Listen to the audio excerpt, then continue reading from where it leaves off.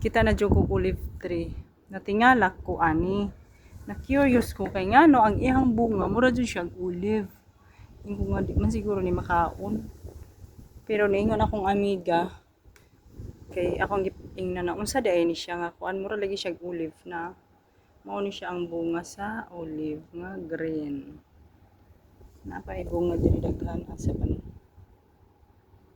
Karon kita na jud ko bunga sa ay kanang kahoy nga olive.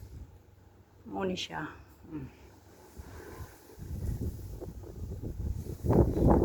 Hangin lang kayo diri. Now, gagmay lang siya dahon. Pero ang bunga niya, kuan siguro mga taktak kay kuan man. Tungod sa kahangin.